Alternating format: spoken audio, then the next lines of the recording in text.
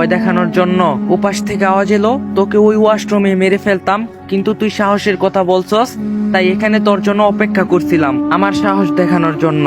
আমি একটু হেসে বললাম, ভুল জায়গায় সাহস দেখাতে গিয়ে বিপদে পড়িস না ভাই, তোর মতো অনেক শয়তানকে সাইজ করছি, তাই এখন বিরক্ত না করে আমাকে আমার মতো যেতে দে। এবার সে গাছের নিচ থেকে বেরিয়ে এলো, ধীরে ধীরে তার মুখটা আমার কাছে উন্মুক্ত হলো। কোথায় যেন দেখছি তাকে, হ্যাঁ মনে পড়ছে, রিস্পার আকাশে অদ্ভুত প্রাণীটার মতো একদম। তার দেহ মানুষের মতো হলেও চেহারা ভয়ঙ্কর পশুর মতো। এবার একটু ঘাবড়ে গেলাম। আমি কিছু বলার আগে সে বলল, দেখ তো আমার মতো কাউকে সাইজ করছিস কিনা। এর আগে মুখে একটা ভয়ঙ্কর হাসি। আমি বললাম, আমাকে মারতে চাইলে এখনই মেরে ফেল, পরে আর এমন সুযোগ নাও পেতে পারিস। এবার সে একদম আমার সামনে এসে দাঁড়িয়ে জামার ভিতর থেকে তার লোমশ হাতটা বের করে আমার কাঁধে রাখলো। আমার মনে হলো যেন একটা বড় পাথর আমার কাঁধে এসে পড়লো। সে বলল, তোর সাহস দেখে আমি অবাক হয়েছি, তুই এই প্রথম যাকে আমি ভয় দেখাতে ব্যর্থ হয়েছি, আর এই জন্যই তুই এখনো বেঁচে আছিস।